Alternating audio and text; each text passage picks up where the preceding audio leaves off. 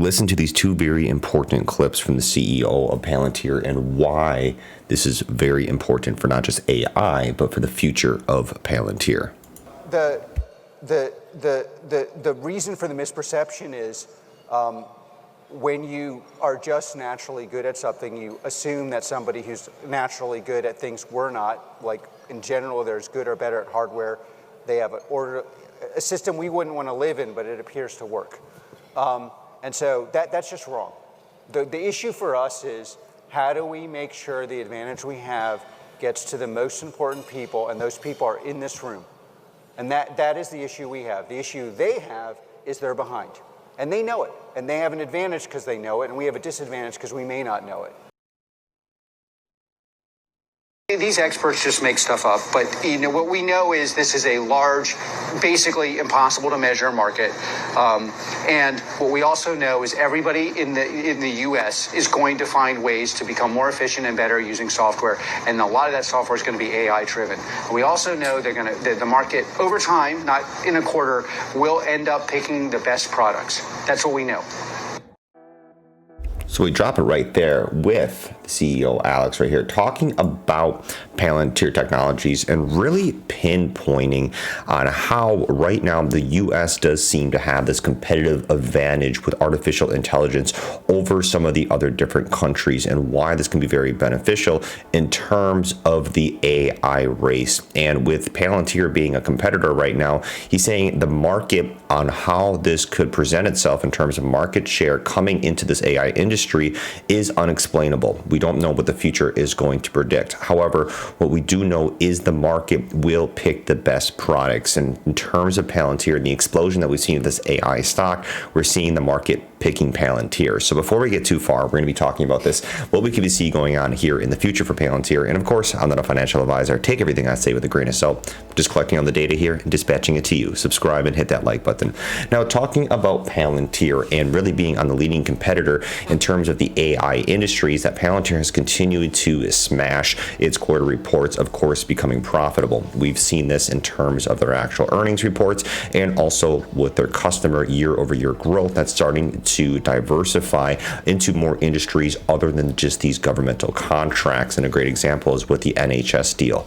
Now, with that being said, Palantir is sitting at an interesting point in terms of its price target. And even though it's at a high premium right now at a forward price to earnings sales at about 79, it's still down about 50% from its all-time high. So people taking the bullish perspective on terms of a long-term growth metric, Palantir could still be very attractive, considering that the S&P right now trades at about 20 times its forward price to earnings sales.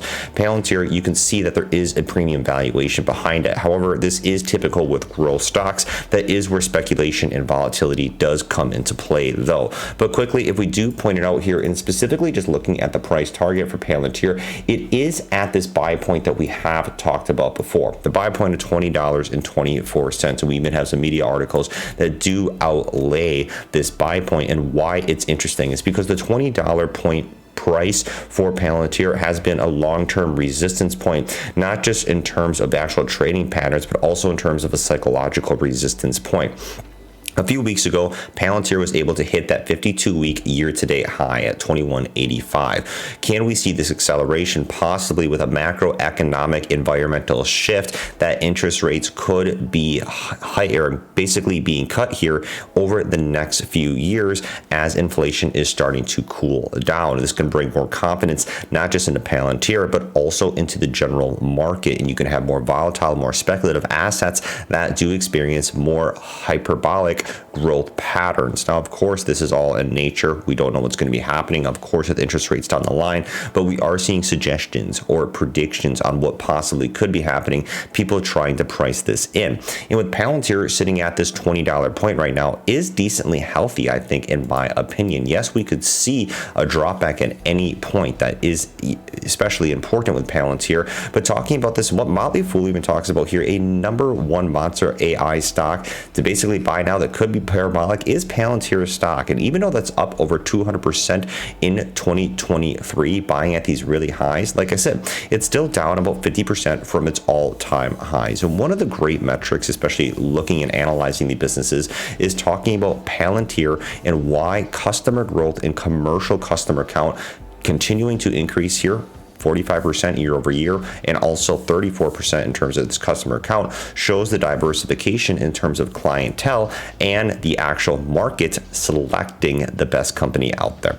And with Palantir, in terms of data analytics and also in terms of improving efficiency for these businesses, we're talking about their AIP Bootcamp, which was just a recent software that has been incorporated into their actual basically list of softwares that they sell compared to Gotham, Apollo, Foundry. In talking about this, what you've seen is that it had 453 customers in terms of the last period report. This showed a 34% year-over-year growth. But talking about this, and also it had grown in its non-government clients by 45% annually to 330. So talking into the actual commercial sector, this is the market that is selecting one of the best AI data analytic companies out there. And with Palantir being at the leading edge, we have to remember that this company is a few decades old. It's only been publicly traded over here over the last 3 years. Some of the catalysts in talking about Palantir, is this a potential long-term growth stock that can be continuing to be attractive? And talking about that, Palantir has been in the 30s, nearly hitting $40 from its all-time highs. So in the short term, Palantir is more speculative in nature, but I think in the long-term growth bet against AI, and specifically what Alex Karp has said here, basically saying that right now we have the advantage in terms of the AI development, in terms of its evolution, and how do we keep that advantage and realize that we have that advantage right now before other competitors come up to par? How do we stay ahead of the game? How do we stay ahead of the AI race?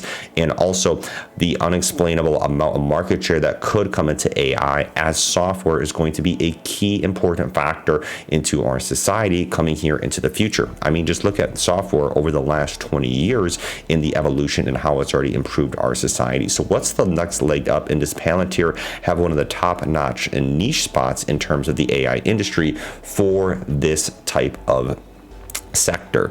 Now with Palantir, like I've said, it's added what we've seen an increase here, trying to trade around these $20. If we quickly look at the option contracts coming into next week, what we see is an enormous amount of call volume, especially right here at the $22 strike price. You see 18,000, and we have 18,000 for the 21, and at the 2050 we have 15,000. We do have some put volume right here, but nothing compared to the call volume. And what this is showing is lots of people are still taking a lot of confidence into Palantir going into next week. And with the December, will the Santa rally basically continue from the November rally that we have seen?